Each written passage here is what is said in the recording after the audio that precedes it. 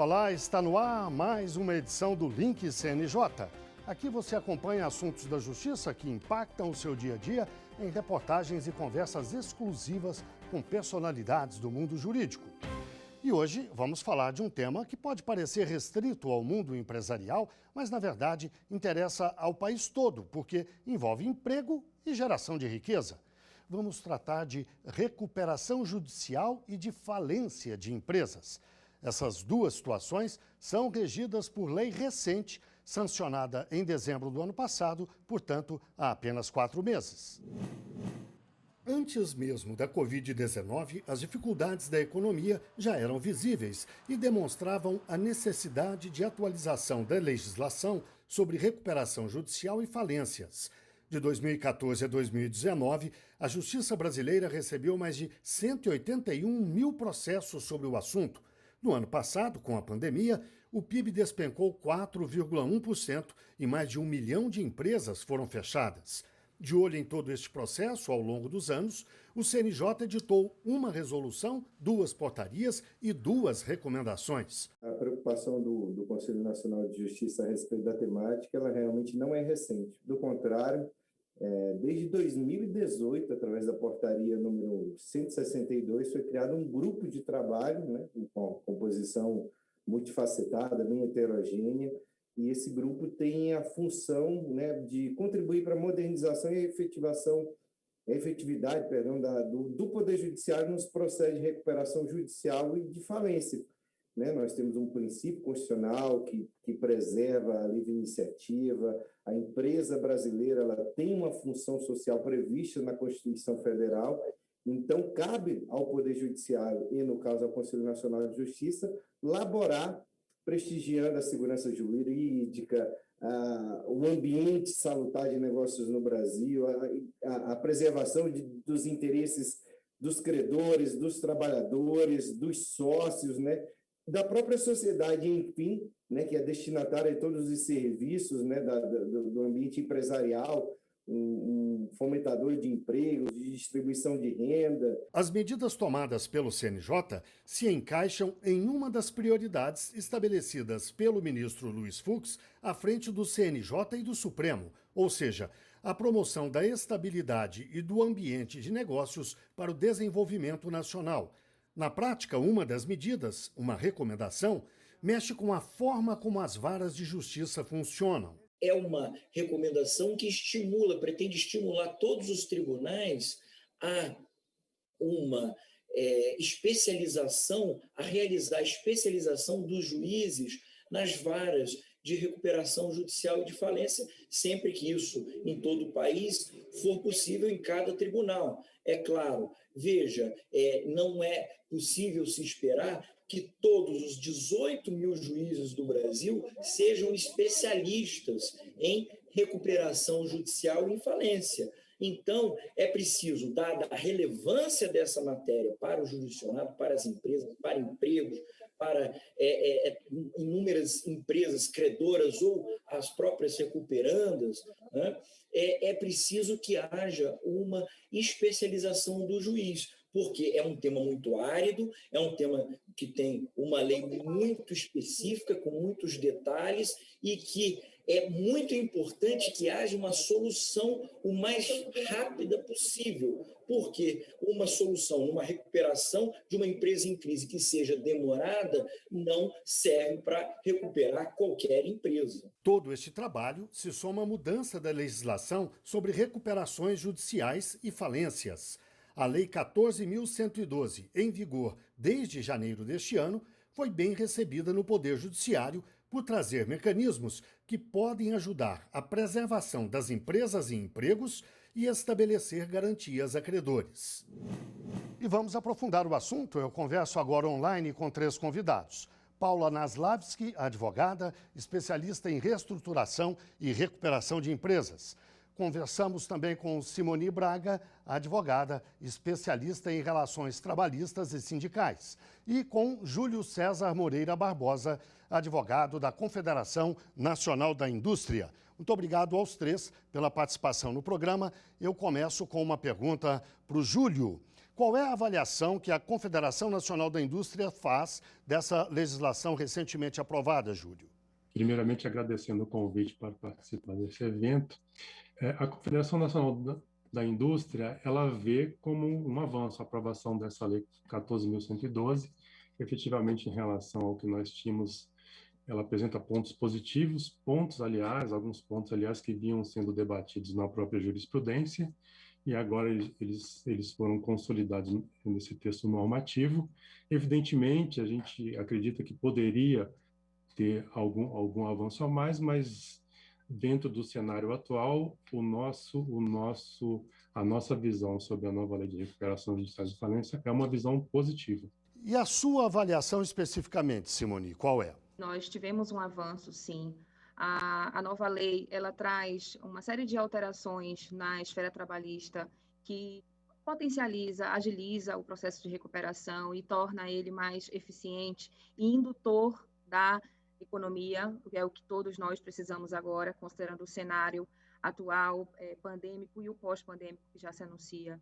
Então, fazendo uma única observação em relação ao que poderia ter sido melhor, certamente foi o veto mantido no tocante à execução trabalhista, em que se manteve a posição atual do Tribunal Superior do Trabalho e da jurisprudência dominante, no sentido de que se atingirá o bem patrimonial de solidário e subsidiário, sem que se observe eventuais trâmites no tocante ao contraditório e ampla defesa, dentro do devido processo legal, podendo ter um avanço a essa responsabilização, sem que se esteja aí exaurido tanto as outras fases no tocante ao real empregador desse trabalhador.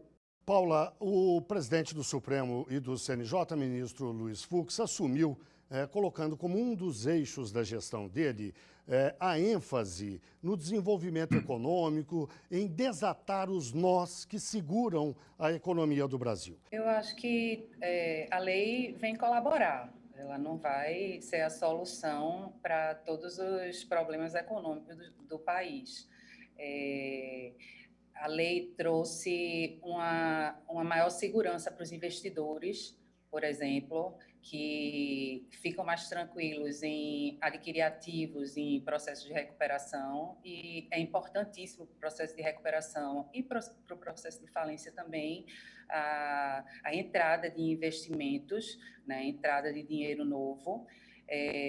Há outras alterações, como o Deep Finance, que fomenta a concessão de crédito para empresas em recuperação judicial, a questão também fiscal, que você vai ter mais incentivos à empresa que está em recuperação fazer parcelamentos e negociações, e o que veio muito forte, e eu entendo como um grande avanço, é a busca pela negociação sem ir para o judiciário, que está espelhada tanto na mediação quanto na negociação prévia que pode ser feita entre as partes. É uma coisa que foi muito vista agora em 2020, não sei se vai ser muito observada em 2021, porque, ao que parece, teremos muitas recuperações judiciais,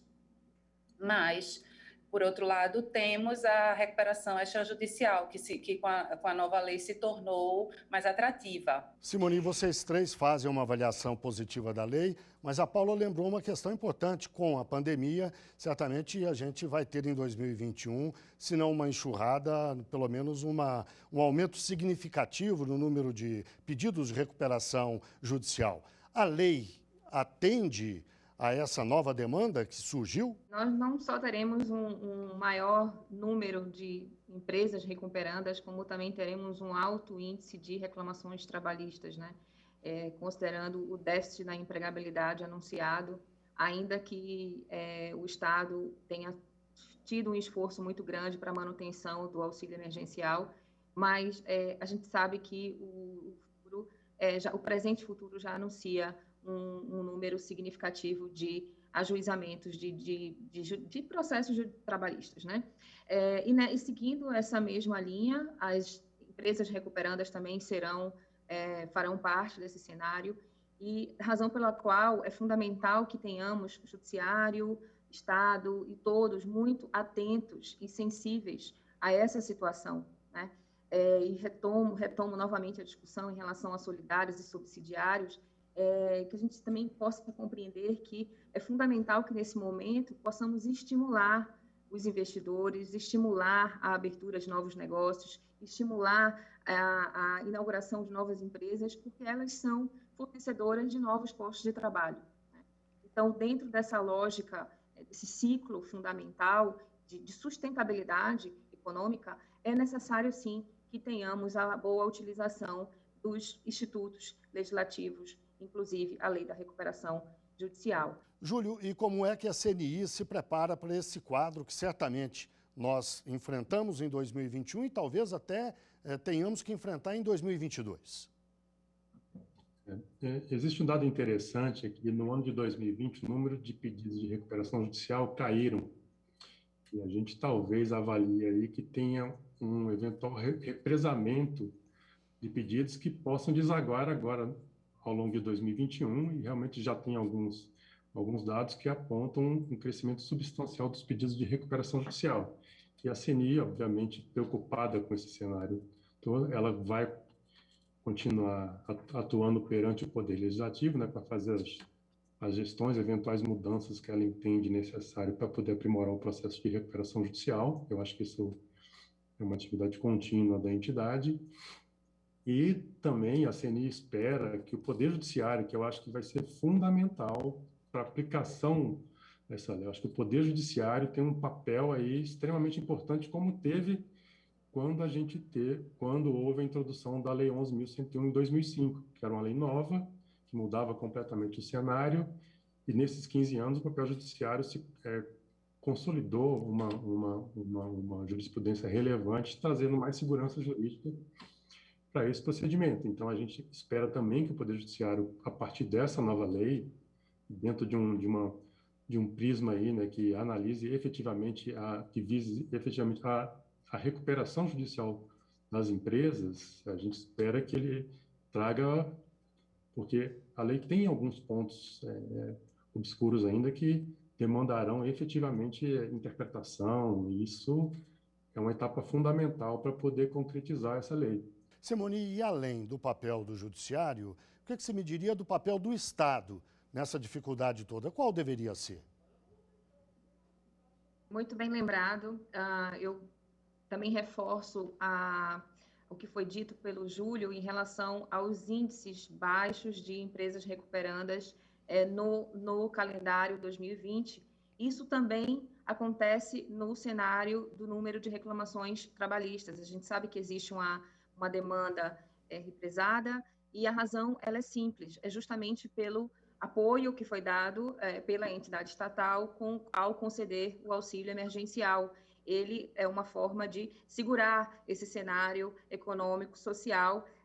A gente sabe que tem um limite para isso, orçamentário, inclusive, e que no presente e futuro começaremos a sentir os efeitos da sua cessação, né?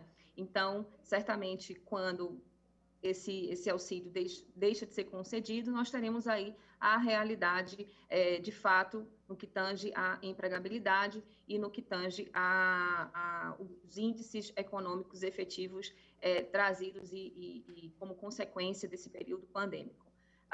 Em relação ao papel do Estado, é fundamental que se tenha a criação de iniciativas, como eu disse inicialmente, em relação a manter o fôlego empresarial, né? Quando você consegue manter o empresariado ativo, com possibilidade de manutenção da sua folha de pagamento, possibilidade de manutenção de parcelamento dos seus impostos, das suas obrigações fiscais, trabalhistas e previdenciárias, você consegue fazer com que sejam mantidos os números de trabalhadores e sejam mantidos os postos. E, por consequência, a economia equilibrada, a questão social equilibrada. Então, é fundamental, sim, que o Estado esteja atento à sua responsabilidade nesse momento, assim como vem fazendo e fez com a manutenção do auxílio e a sua prorrogação, para que possamos aí atravessar essa fase da pandemia com a menor consequência possível, se é que possamos dizer que isso é factível. Eu sempre costumo dizer que a pandemia é um experimento humano jamais vivenciado no último meio século. Então, certamente um desafio para todos, para o judiciário, para o Estado, para os operadores do direito, para a comunidade como um todo mundial. E, Júlio, e a sua avaliação sobre o papel do Estado? Essa pergunta é muito pertinente, porque se teve alguém que efetivamente teve alterado completamente o seu papel dentro do processo de recuperação judicial, foi o Estado. O Estado agora passa a ser um protagonista do processo de recuperação judicial dentro do processo. Até que ponto essa interferência vai ajudar ou vai prejudicar a recuperação das empresas? Que poderes são esses que a nova legislação deu ao Estado? Primeiro, existe um ponto muito polêmico da lei que essa nova redação trouxe, que foi a tributação daqueles descontos, né, que aquelas negociações entre credores e devedores, efetivamente há um processo aí de redução de débitos, e a lei diz que essa redução seria uma receita tributável. A gente é absolutamente contra essa previsão, não só sob o ponto de vista tributário, mas também considerando um processo de efetividade da recuperação judicial. Porque, na medida em que as empresas estão ali, numa situação ainda que momentaneamente mais frágil do ponto de vista econômico, e obtém um desconto das suas dívidas perante os seus credores, o Estado vem e se apropria de uma parte desse desconto. E aí vem a preocupação, em que medida credores e devedores são incentivados efetivamente a buscar aí uma boa relação negocial, sabendo que parte dessa negociação vai ser retirada pelo Estado. E um outro ponto também muito importante que nos preocupa muito, que isso aí é uma questão muito polêmica no Poder Judiciário, é a possibilidade da Fazenda pedir a convolução da recuperação judicial em falência.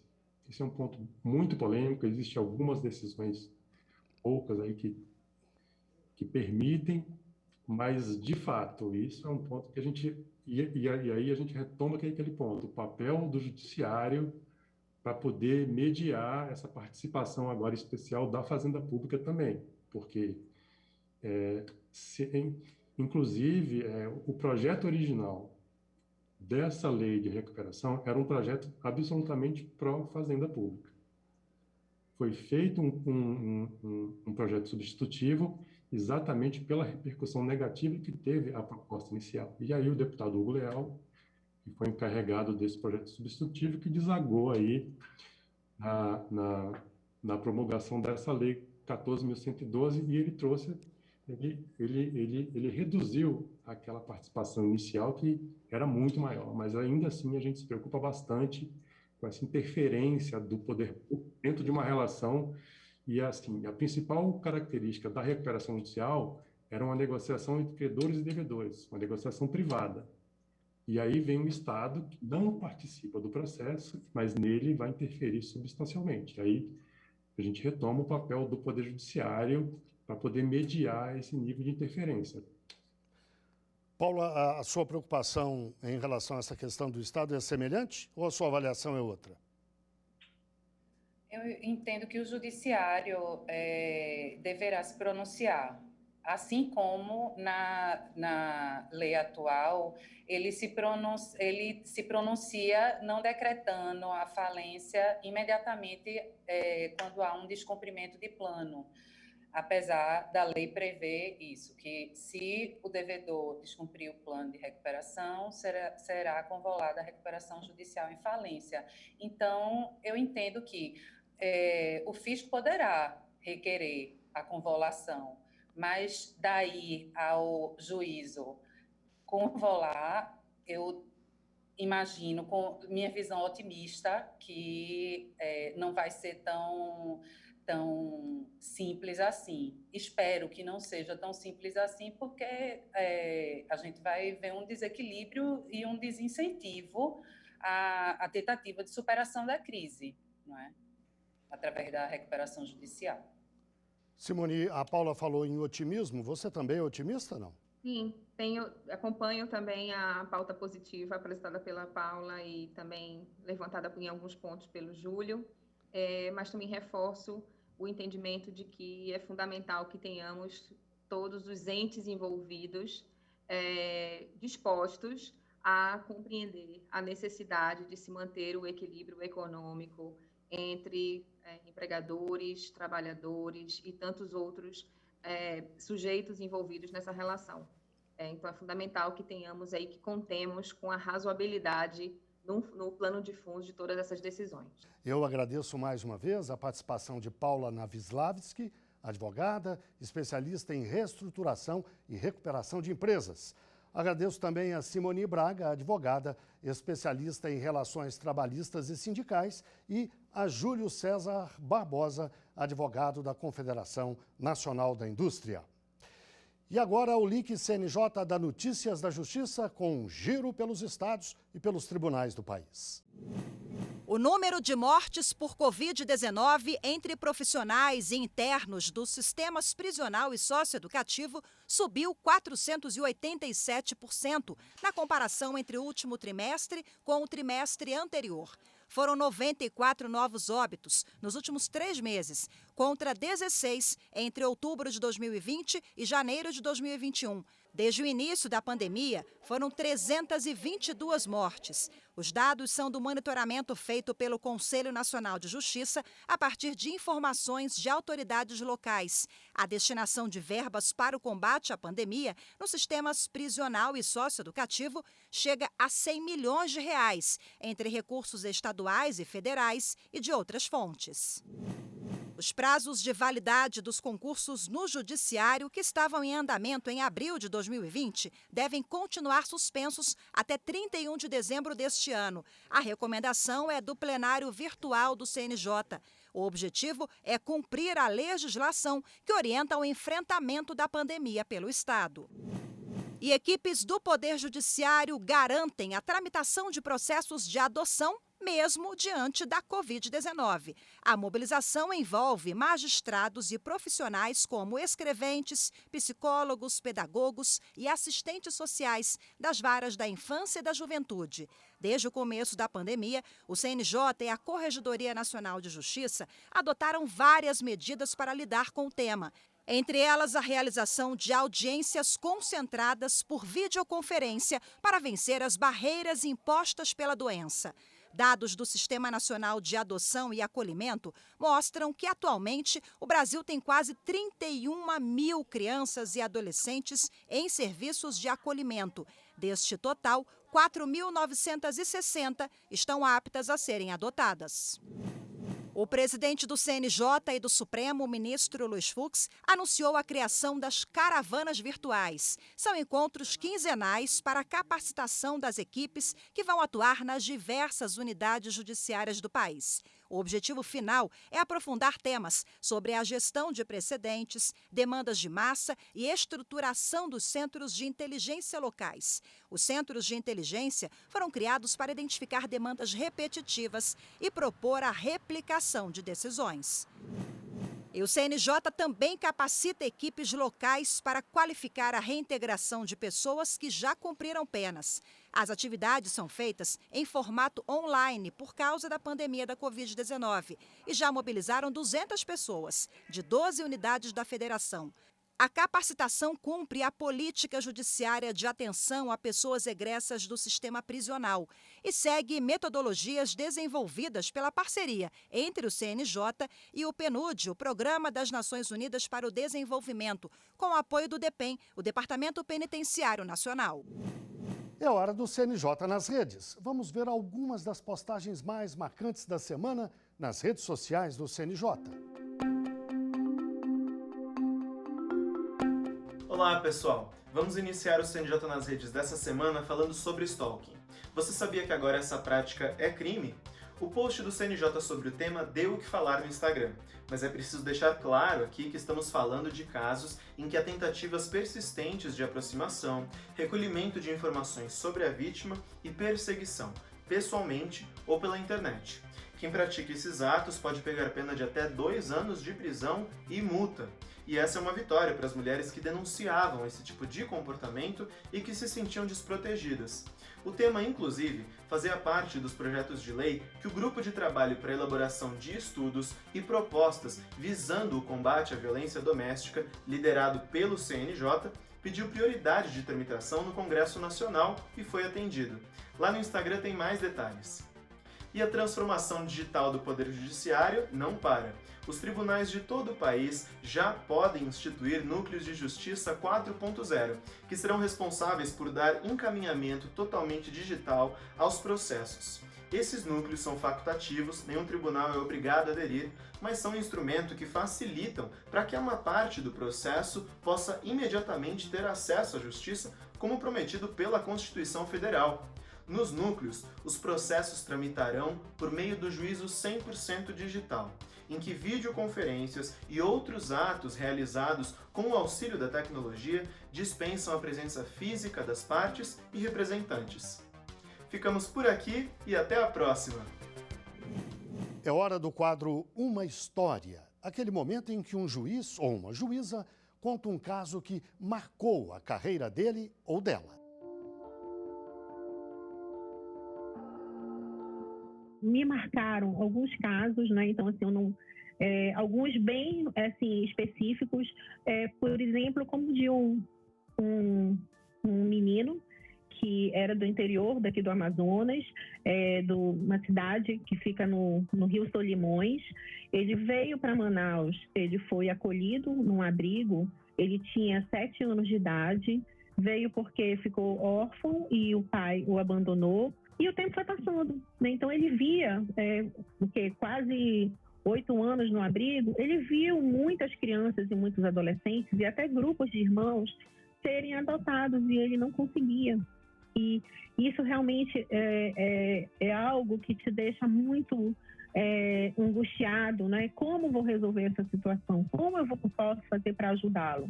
E aí nós criamos um projeto chamado Encontrar Alguém. Esse projeto ele consiste em gravarmos, né, a história, o próprio adolescente falar, contar um pouco a história dele, as suas preferências, os seus hobbies, de maneira que as pessoas saibam quem ele é. É importante a gente dizer também que ninguém esconde o passado histórico de nenhum adolescente ou nenhuma criança que é acolhida. Uma brasileira, né, moradora de São Paulo, teve acesso ao vídeo, passou a ter contato com ele por videochamadas e, resumindo, veio para cá, fizemos estágios de convivência. Hoje ele mora na França, então assim, ele está morando em Paris com ela, foi adotado, foi uma adoção nacional, ele está aprendendo a falar francês. Eu recebo sempre fotos dele em Paris, né, com ela, família. E no dia que nós fizemos a audiência de consentimento, foi um momento muito especial, porque assim, ver aquele menino que eu vi pequeno, né, aos 7 anos de idade, saindo, né, dizendo que gostaria de ser adotado aos 15 anos, eu confesso que foi assim, um momento de muita emoção, que realmente eu, a promotora de justiça, o defensor público, todos nós nos emocionamos.